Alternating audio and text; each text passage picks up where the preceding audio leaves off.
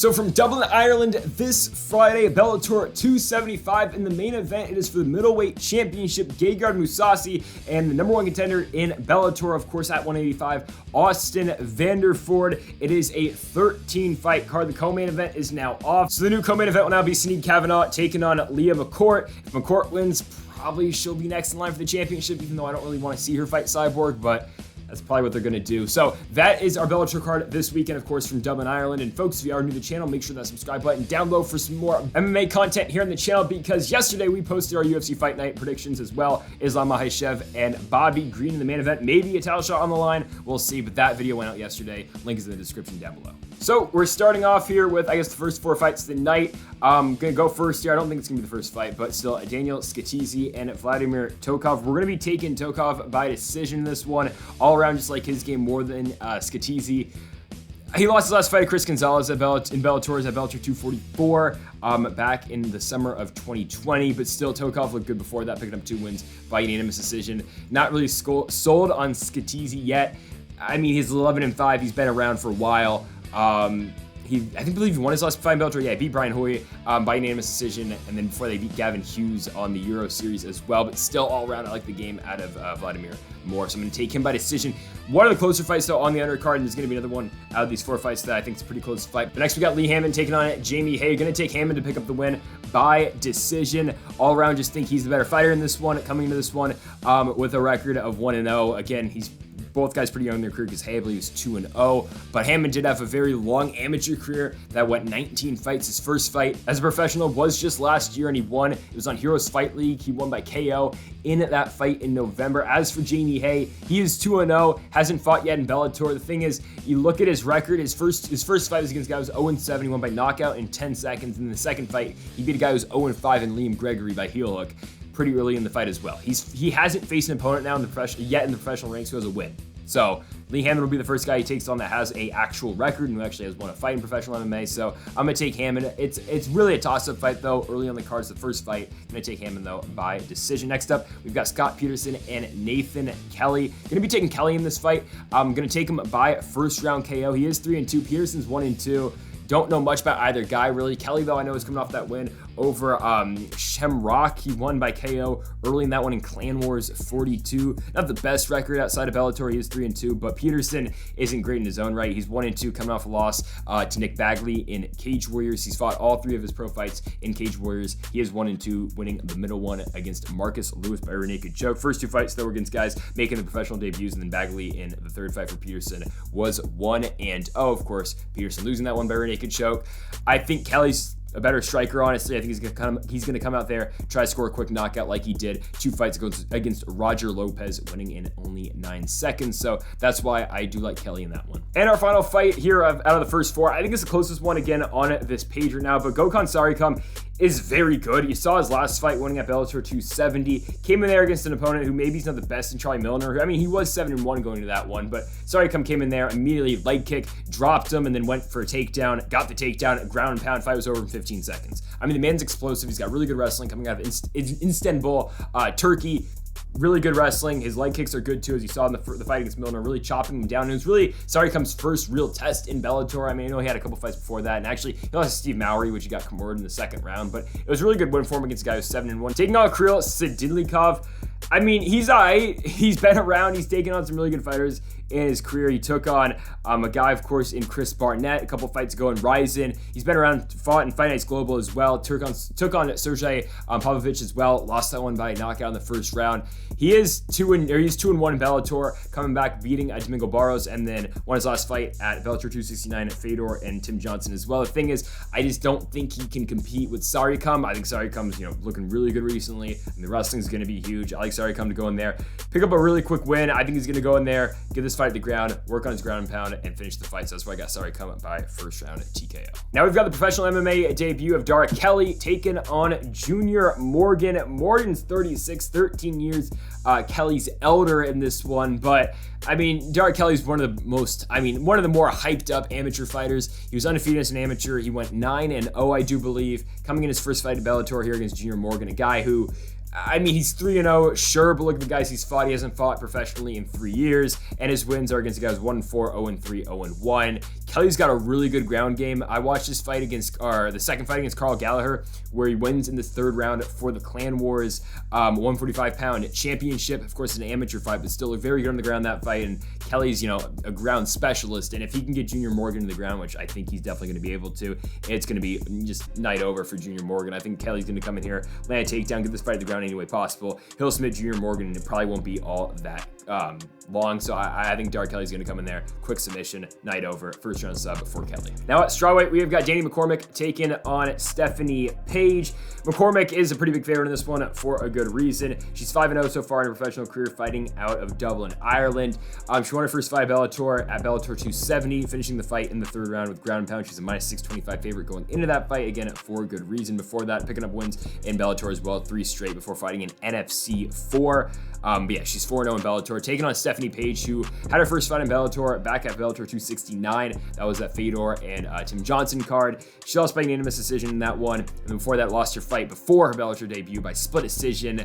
I mean, McCormack should just come in here. The takedown should be huge. The ground game should be huge. He's got a really good ground game, and it's all around just better than Stephanie Page's. And Page, again, coming off 2 straight losses, hasn't won a fight in professional MMA since 2019. And McCormack has had all of her. So basically, just comparing stuff here, McCormack's has had every single one of her professional wins after Stephanie Page's last win. So she's had 5 wins in pro MMA since Page has got a win.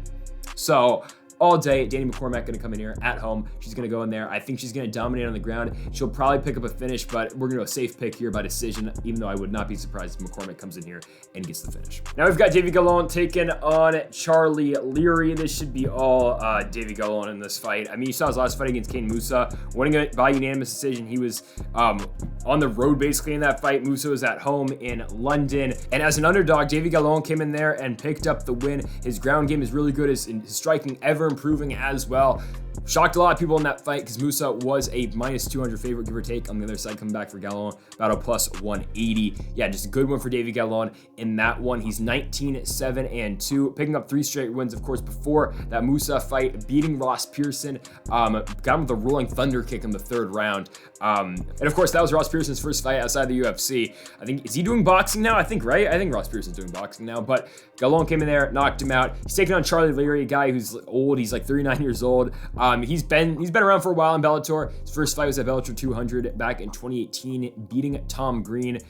For reference, Gegard Mousasi was also in the main event of that card, but Leary's been around for a while, picking up his last win in 2020. Dr. Savage at the end of the first round, but just Davy Gallon's just an all-around better fighter. I think he should be able to win this fight everywhere it does go, so we're going to go with Davy Gallon to win this one by unanimous decision. And Brett Johnson's back taking on Kakhorov, and for Kakhorov's last fight, it was the first fight of Bellator 267, picking up a huge win by unanimous decision, given he was a minus 525 favorite in that one over Jair Jr., but still winning it by unanimous decision. The guy's got a really good stand-up game all around. It does Kakhorov, but he's taking on Brett Johnson. I just feel like this is a little bit too soon for Kakhorov, and it's trying to just basically give Bellator's just trying to give Brett Johnson a fight where he can win. Because, I mean, his last fight against Danny Savatello, he just lost by unanimous decision. I don't think they thought that fight was going to go that way, considering Brett Johnson was coming off a win over Montel Jackson in the UFC, who we think very highly of. If you watch the UFC videos, I think Montel Jackson's going to be a pretty big star, especially at 135.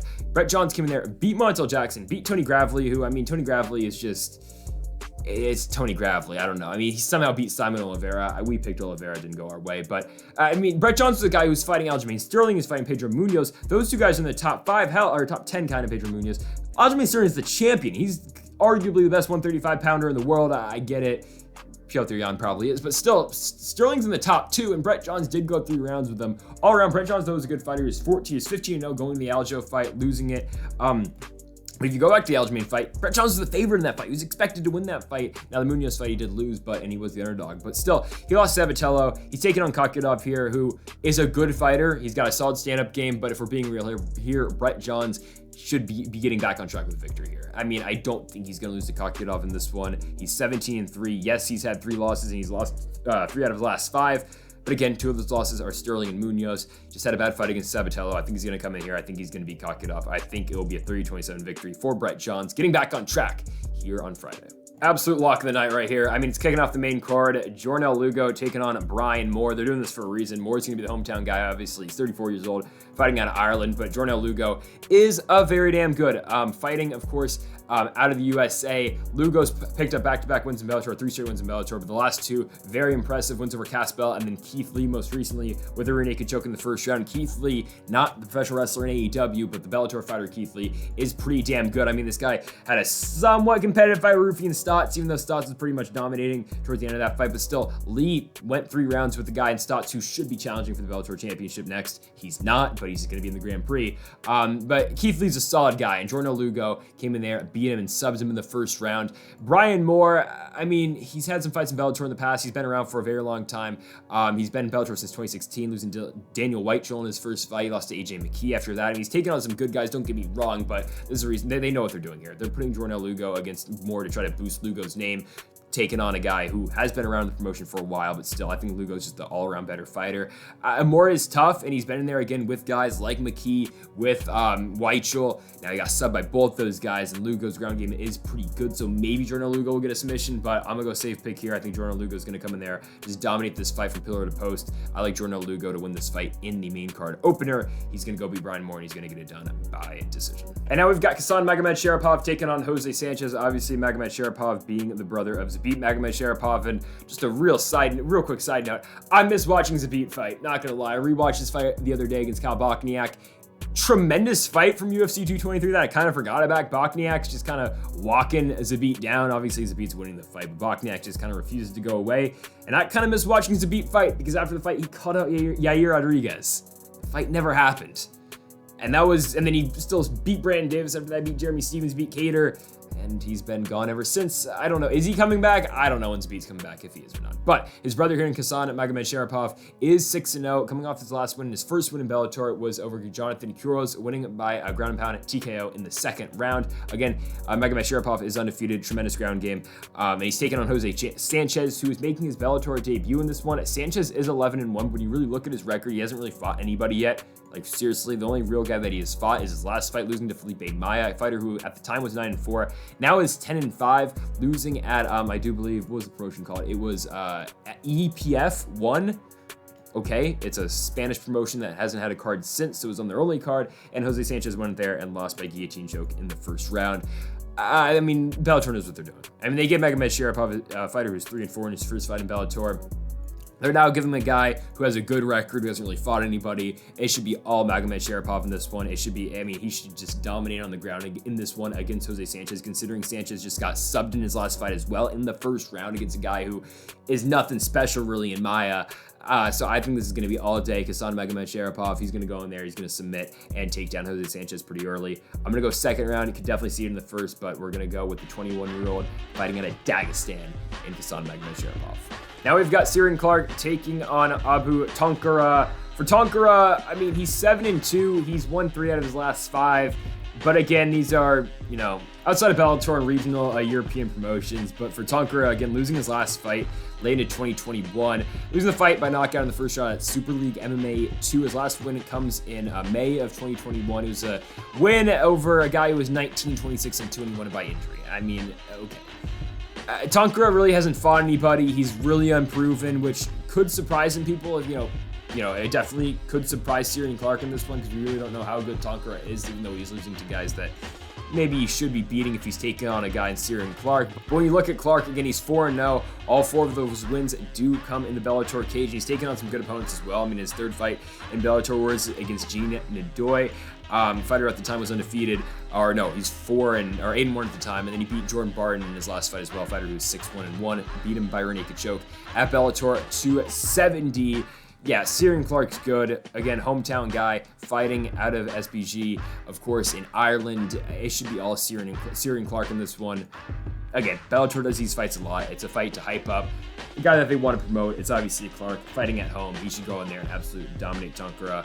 I'm going to go Ciaran Clarke, 30-27 decision. Definitely could get a finish, 100%. But for now, we're going to go with Ciaran Clarke to pick up the win by unanimous decision. Next up, we've got Liam McCourt taking on Sinead Kavanagh. Kavanagh's coming off that loss to Chris Cyborg, obviously, at Bellator 271. That fight went exactly how people thought it was going to go. I mean, Cyborg by quick knockout. I mean, yeah, no one really thought Kavanagh had a shot in that one. Kavanagh kind of came into that fight with the approach like Amanda Nunes kind of did, but Obviously, she's not as good as Amanda Nunes is. Kind of just like, all right, I'm going to go in there, I'm going to throw, I'm going to land a bomb, get Cyborg to fight this firefight with me, and hopefully knock her out. Well, Cyborg did go fight that firefight with her, but Kavanagh just really wasn't landing. Cyborg was throwing the better shots, and yeah, Chris Cyborg ended up winning the fight. Now, for Kavanagh, like, you know what she does pretty well. She can hit pretty hard. But if she's not able to stuff takedowns from Leah McCourt, I don't know how she wins this fight. Well, I mean, if she stuffs takedowns from Leah McCourt, she'll win, but I don't think it's going to happen. Bellator's been pushing Leah McCourt a lot. She's been in Bellator for a while. I mean, hell, you know when they're pushing a fighter, when they book her against a 2-7-1 fighter in her first fight in Bellator, they're pulling some Titan FC nonsense. But McCourt really hasn't fought anyone to the level that Kavanagh is. But when you look at Kavanagh's record, she is 7-5, and yeah, she put together a string of 2 wins to get the fight against Chris Cyborg. But again, that fight was competitive. She lost to Leslie Smith by majority decision. Like, Kavanagh doesn't have that elite Bellator win yet, really. And if she beats McCourt, all right, that will establish her in, like, what, the top 5 at 145 in Bellator. But I just think Leah McCourt's the better fighter. I think McCourt's ground game is going to be huge. Yeah, she owns that weird win over Manon Fiorot, which is that Cage Warriors. Did she really win the fight? I don't know. I mean, really, I think you can make the case for Manon Fiorot to win that fight. It wasn't the greatest. It was kind of boring. Like, don't go watch. I mean, if you want to go watch it. But it's not the most entertaining fight. But McCourt has looked good so far in Bellator. But again, the concern is she hasn't fought anyone all that great. Same thing we said, honestly, about Kavanagh. She has fought some good fighters, but she hasn't really beat anyone all to the level of McCourt, I would say, I guess. Definitely not to the wrestling pedigree that McCourt's going to bring. I think McCourt, though, she's going to do her classic game plan here. She's going to come in there. She's going to try to take down Cecilia Kavanagh and probably beat her. I mean, in McCourt's last fight, she struggled a little bit on the feet. I thought she was just going to go right through her opponent, which she kind of did.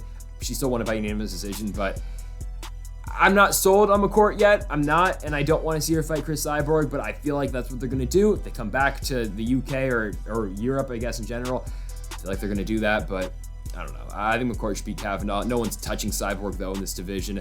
Definitely not Katsungano either. I don't know who beats Chris Cyborg other than Kayla Harrison. I don't even know if Amanda Nunes beats Chris Cyborg, honestly, right now. But yeah, we're going to go Leah McCourt, picking up the win. I think she'll get it done by unanimous decision. All right, main event time for the middleweight championship of the world. Gegard Mousasi, Austin Vanderford. I think we know where this is going, but Vanderford has a chance. Sort of. I mean, I guess follow the Lovato game plan, because like this does seem kind of like the Rafael Lovato Gegard Mousasi fight, just in the fact that Lovato was like a plus 600 underdog. No one really thought he was going to win. But the problem is Rafael Lovato is a whole of a hell lot better than Austin Vanderford is. And Vanderford has one way of winning this fight, and it's pretty simple. Take down Gegard Mousasi and hold him down there for 25 minutes. The problem is that's not going to happen. I mean, I think Gegard's going to be able to stuff takedowns, and even if he does get taken down, he's going to get back up to his feet. I don't think Vanderford's going to be able to beat him. And I mean, honestly, a couple fights ago, did we think Gegard was over the hill? Maybe. I mean, he barely beat Lyoto Machida, and he did lose to Lovato in a fight that maybe he won, maybe he didn't, but came back, beat Douglas Lima, beat John Salter in his last one, made that one look easy. And now he's back and he's taken on this new wave of middleweights that Bellator does have. And Austin Vanderford, you know, is one of their best guys. He just came off that win over Fabian Edwards, who Edwards since then, I mean, you know, I think he was supposed to fight on this card, but then now they've taken him off. Obviously, he's going to fight Lyoto Machida. But I mean, Fabian Edwards is a good fighter, and Vanderford came in there and just neutralized the offense from Edwards and just took him down and held him down there. But I don't think he really stands a chance against Gegard. I mean, we've seen Gegard against good wrestlers, and he's dealt with them before. And Vanderford's striking isn't all that great. Definitely not to the point that where Gegard's striking is at. And yeah, Gegard's had a million fights. I mean, he's had, 60 pro fights. He's 48-7-2. He's been around for a very long time. He's still only 36 years old. I don't see him losing the championship, though, to Austin Vanderford. Again, because I think Vanderford's got to be truly perfect for 25 minutes, and I just think Gegard, as long as he can stuff a couple takedowns and keep Vanderford on his feet for an extended period of time, it should be all Mousasi in this one.